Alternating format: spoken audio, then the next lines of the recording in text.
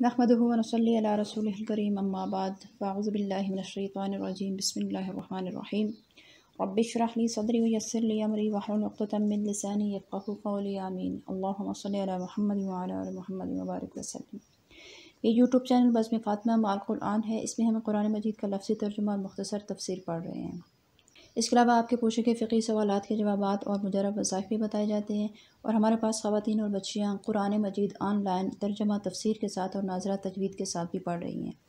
آپ بھی پڑھنا چاہیں تو کمنٹ میں لکھیں، ہم آپ کو اپنا واٹس ایپ نمبر دے دیں گے، یا پھر آپ اسکائپ، زوم اور میسنجر وغیرہ پر بھی پڑھ سکتے ہیں۔ تو آج ہم اپنا سبق شروع کرتے ہیں سورہ بقرہ کی آیت نمبر 215 سے۔ اعوذ باللہ من الشیطان الرجیم، پناہ مانگتی ہوں اللہ کے ساتھ شیطان مردود سے۔ بسم اللہ الرحمن الرحیم، اللہ کے نام کے ساتھ شروع جو بڑا ہی مہربان ہمیشہ ہی رحم فرمانے والا ہے۔ یسألونک، آپ سے پوچھتے ہیں، ماذا، کیا، ینفقون، وہ خرچ کریں۔ قل، آپ فرما دیجئے، ما، جو کچھ، انفقتم، تم خرچ کرو، من خیر، مال میں سے، فللوالدین، تو وہ والدین کے لیے خرچ کرو، والاقربین، اور قریبی رشتہ داروں کے لیے، والیتامى، اور یتیم، والمساکین، اور مسکینوں کے لیے، وابن السبیل، اور مسافروں کے لیے، وما، اور جو، تفعلو، تم کرتی ہو، من خیرن، کوئی نیکی، فإن اللہ، تو یقیناً اللہ تعالیٰ، بہی، اس نیکی کے ساتھ، علیم، علم رکھتا ہے۔ دو باتوں کے متعلق یہاں پوچھا گیا تھا کہ کیا خرچ کریں اور کہاں خرچ کریں۔ دونوں کا جواب دیا گیا، فرق صرف اتنا ہے کہ پہلے سوال کا جواب ضمناً ہے اور دوسرے کا صراحتاً۔ کیا خرچ کرنے کے متعلق فرما دیا، من خیرن، یعنی اللہ کی راہ میں خرچ کرنا ہے تو حلال اور پاک مال خرچ کرو۔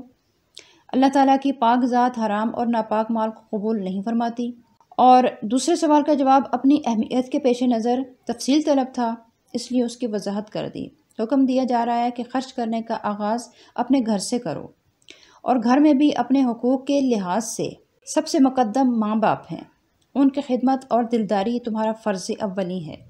ان کے بعد دوسرے عزیز رشتہ دار ہیں، اولاد، بھائی بہن، چچا، پھوپھی، ماموں، خالہ وغیرہ، سب کے ساتھ احسان اور مروت از حد ضروری ہے۔ ان کے بعد باری ہے قوم کے یتیم بچوں کی، مسکینوں اور بے وطن مسافروں کی۔ امداد اور اعانت کا کتنا ہی مناسب اور فطری طریقہ ہے۔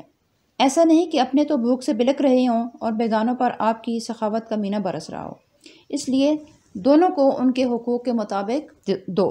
اور پھر فرمایا کہ جو تم خرچ کرتے ہو وہ تمہارے خرچ کرنے کو خوب جانتا ہے کہ تم کس کو کس نیت سے اور کس ارادے سے دے رہے ہو۔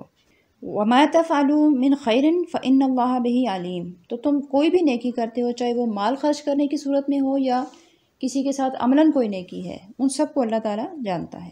کتبہ، فرض کیا گیا ہے، علیکم، تم پر، قتال، قتال، وہوا، حالانکہ وہ قتال کرنا، کرہن، ناپسند ہے، لکم، تمہیں، وعسیٰ، اور ہو سکتا ہے، ان تکرہو، یہ کہ تم ناپسند کرتے ہو، شیئن، کسی چیز کو، وہوا، اور وہ چیز، خیرن، بہتر ہو، لکم، تمہارے لیے، وعسیٰ، اور ہو سکتا ہے، ان، یہ کہ تحبو، تم پسند کرتے ہو، شیئن، کسی چیز کو، وہوا، حالانکہ وہ چیز، شرن، بری ہو یا نقصان دہ ہو، لکم، تمہارے لیے، واللہ، اور اللہ تعالیٰ، یعلم، جانتا ہے، وانتم، اور تم، لا تعلمون، نہیں جانتے۔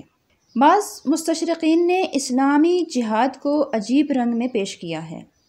وہ کہتے ہیں کہ مسلمان طبعاً لوٹ مار اور جنگ و جدال کے رسیا تھے، ہر وقت تلواریں سونتے پرامن بستیوں کو برباد کرنے اور لوٹنے کے لیے آدھمکتے تھے۔ وہ زبردستی لوگوں کو اپنے دین میں داخل کیا کرتے تھے۔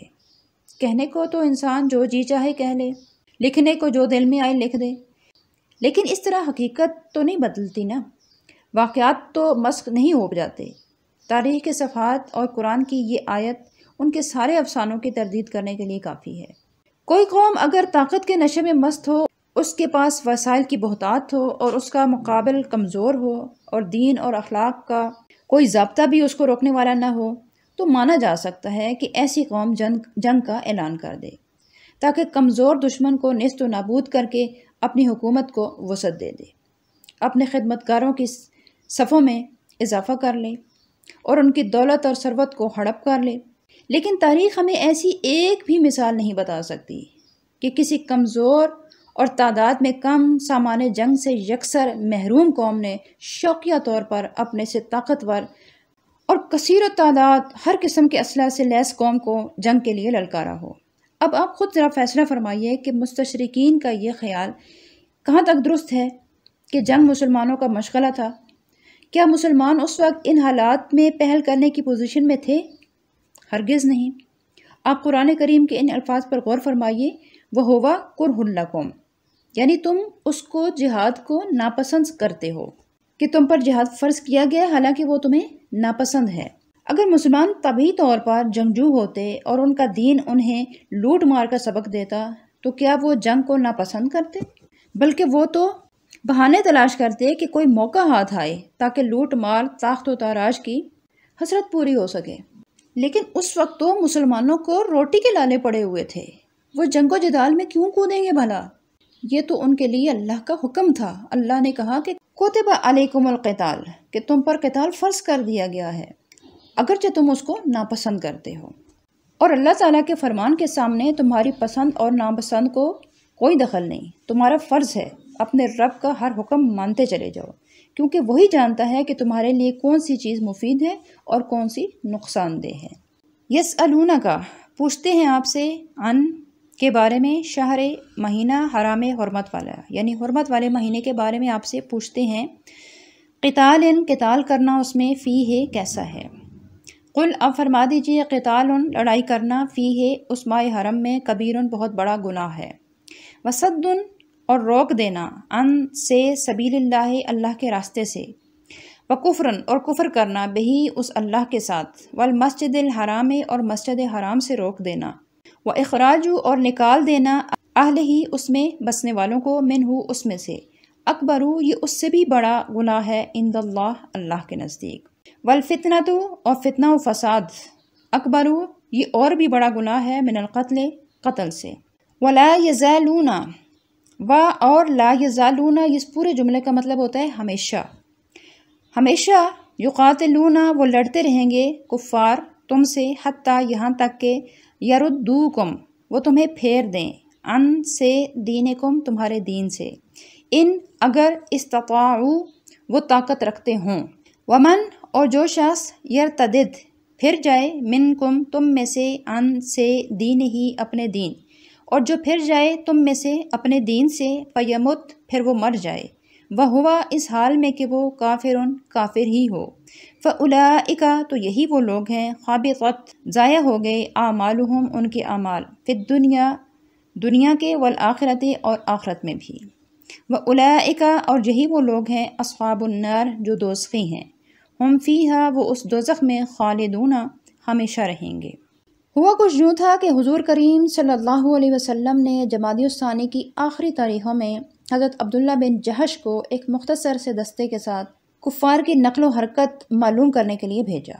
راستے میں ان کی جھڑپ مشرکین کے قافلے سے ہوگی، اور اس جھڑپ میں ان مشرکین کا ایک آدمی مسلمانوں کے ہاتھوں مر گیا، اور 3 آدمیوں کو انہوں نے ساز و سامان سمیت گرفتار بھی کر لیا۔ جس روز یہ واقعہ ہوا تھا، مسلمان اس خیال میں تھے کہ رجب کا چاند ابھی دکھائی نہیں دیا، کیونکہ یہ جمادی الثانی کی آخری دن چل رہے تھے۔ اس واقعے سے کفار مکہ اور یہود و منافقین یثرب کو مسلمانوں کے خلاف پروپیگنڈے کا ایک سنہری موقع ہاتھ آ گیا۔ انہوں نے تو ادھم مچانا شروع کر دیا کہ ذرا دیکھو ان مسلمانوں کو، لوگوں کو تو نیکی کا حکم دیتے ہیں اور خود وہ ماہ حرم یعنی رجب میں قتل کرنے سے بھی باز نہیں آتے۔ مسلمانوں کی اس نادانستہ غلطی کو لے کر انہوں نے بات کا بتنگڑ بنا دیا۔ ان آیت میں ان کے پروپیگنڈے کا منہ توڑ جواب دیا گیا کہ ٹھیک ہے، ماہ رجب کی بڑی عزت و حرمت ہے اور اس میں قتل کرنا بہت بڑا گناہ ہے، لیکن ذرا اپنے کرتوتوں کا بھی تو ملاحظہ کرو۔ وہ راستہ کہ جو بندے کو اپنے خالق تک پہنچاتا ہے، وہ تو تم روکے کھڑے ہو۔ مسجد حرم میں تم کسی حق پرست کو داخل ہونے نہیں دیتے۔ صرف یہی نہیں بلکہ امن و سلامتی کی اس شہر سے اس کے اصلی باشندوں کو زبردستی جلا وطن کرنے سے بھی تم باز نہیں آتے، اور ان سب سے بڑھ کر یہ کہ جو دعوت اسلام قبول کر لیتا ہے، اسے طرح طرح کے عذاب دے کر، اس کے دل میں شکوک و شبہات ابھار کر، اسے دین حق سے دور کرنے کے لیے تم کوشش کرتے رہتے ہو۔ ان سنگین جرائم کا تو تمہیں خیال تک نہیں، بلکہ ان کو تو تم جرم سمجھتے ہی نہیں، اور اس معمولی واقعے کو جو محض غلطی سے سرزد ہو گیا ہے، اس کو یوں اچھال رہے ہو گویا یہ تمہارے تمام جرموں سے کبیر ترین ہے۔ اسی لیے اللہ تعالیٰ نے فرمایا کہ ولا یزالون، یہ ہمیشہ یقاتلونکم، تم سے لڑتے ہی رہیں گے یہاں تک کہ یہ تمہیں تمہارے دین سے پھیر دیں، اگر ان سے بن پڑے کچھ بھی تو۔ لیکن اگر تم ان کے بہکاوے میں آ کے، ان کی باتوں میں آ کے دین سے پھر گئے اور پھر کفر پر ہی تمہارا خاتمہ ہو گیا، تو یاد رکھنا کہ تمہارے اعمال دنیا اور آخرت میں سب برباد ہو جائیں گے، اور تمہارا ٹھکانہ جہنم ہوگا، اور اسی میں تم نے پھر ہمیشہ رہنا ہوگا۔ آج کے لیے اتنا ہی۔ اللہ تعالیٰ سے دعا ہے کہ ہمیں قرآن مجید کو سمجھنے کی، پڑھنے کی اور اس پر عمل کرنے کی توفیق عطا فرمائے۔ آمین۔ اپنی دعاؤں میں یاد رکھیے گا۔ السلام علیکم ورحمۃ اللہ وبرکاتہ۔